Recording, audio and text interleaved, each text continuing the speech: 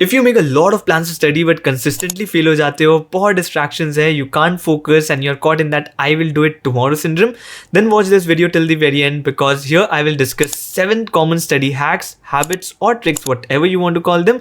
But these are very practical lessons that you can start implementing from today itself and you will see an instant boost in your study consistency and productivity.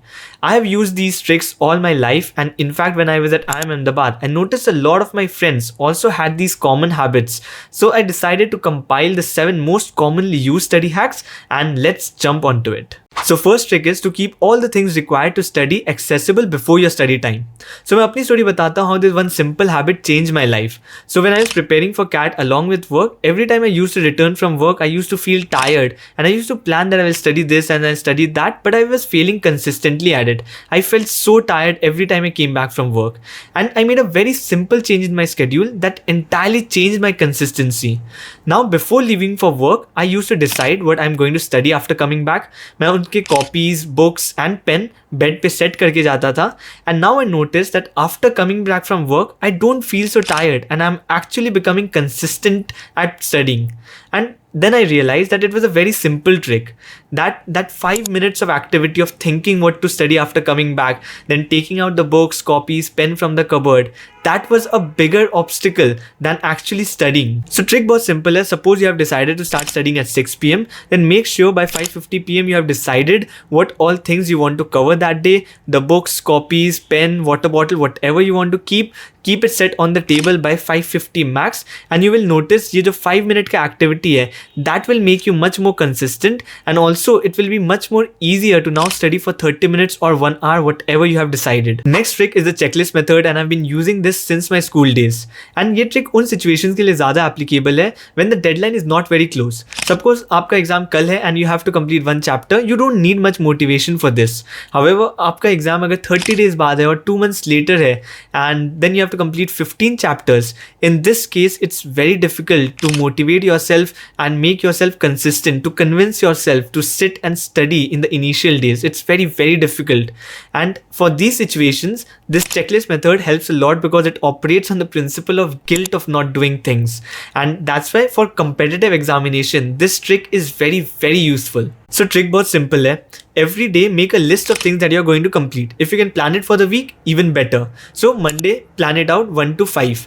Tuesday you will complete 1 to 3 and so on. And at the end of every day, check out the items that you have completed and score yourself. Suppose you completed 3 out of 5 items, score it yourself 3 out of 5, 2 out of 3, score yourself the next day as well, and so on. What will happen is now when you see yourself not completing certain things, if you are suppose scoring 0 out of 5, you will start feeling guilty, and you will definitely feel guilty if you are worried about your future. If you are worried about scoring well, then definitely that guilt will creep in.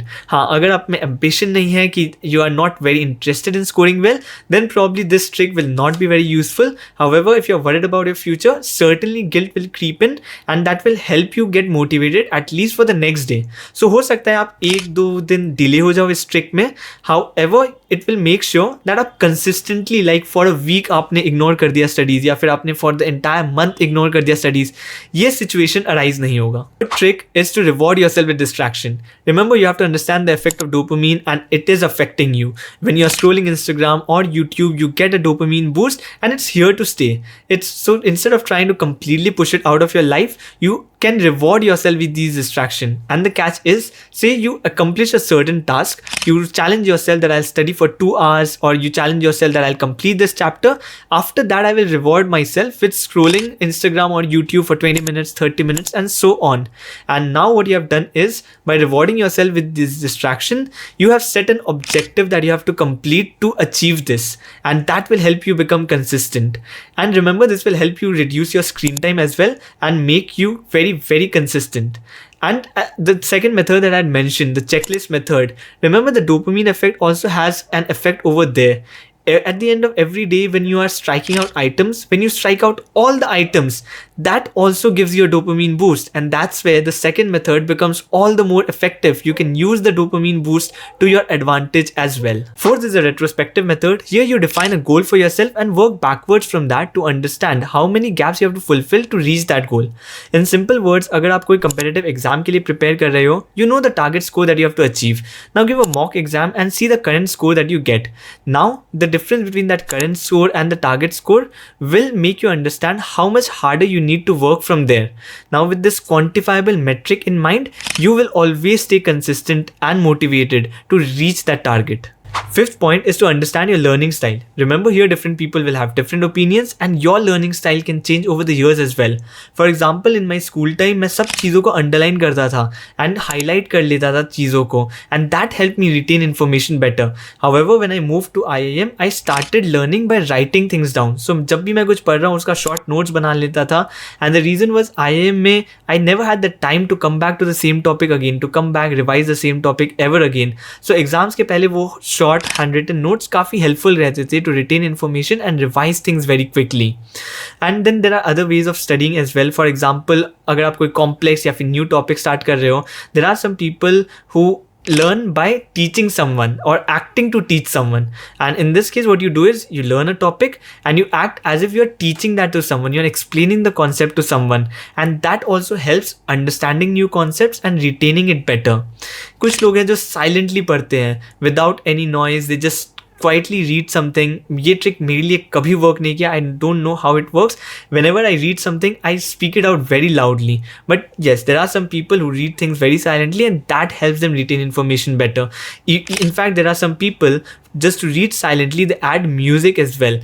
That this never worked for me and I never understood how people do it. But it completely depends on your style. If you think that you can focus better with music, then please do it. So among these styles, understand which style suits you the best and stick to it. Sixth is to understand your learning time and stick to the schedule that suits you the best, instead of listening to people when your career is at stake. So I had faced this issue a lot when people used to tell me that I should wake up early in the morning and study during those hours because that time is the best. However, that never worked for me. I was always studying during the night, and that's when I felt that I am the most active. And whenever you understand what's the best learning time that suits you, you should try to pick up the new topics or the most complex topics during that time. Definitely you can try to change your sleep schedule in case you want to wake up early. You can try to change your schedule and then stick to it. However, if you think that you are feeling consistently at waking up early and nighttime suits you the best, you can stick to that as well. However, the most complex topics and the new topics you should pick up when you feel that you are the most active. Seventh is to avoid stress, and whenever you are under stress, it's impossible that something can get registered in your mind, and there will be moments when there's a lot of syllabus to complete or something is not getting into your head that you start feeling stress. And the best thing to do at that point of time is to take some time off and relieve yourself from that stress. Some people do meditation. What I used to do was I used to take power nap of 30 minutes to 1 hour.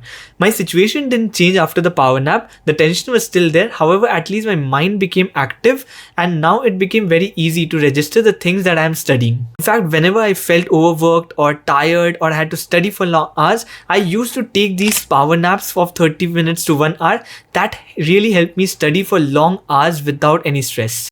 So these are the 7 habits that you can start implementing from today, and I'm very confident that you will see a positive impact in your studying pattern. So hope that was helpful for you, and see you in the next video.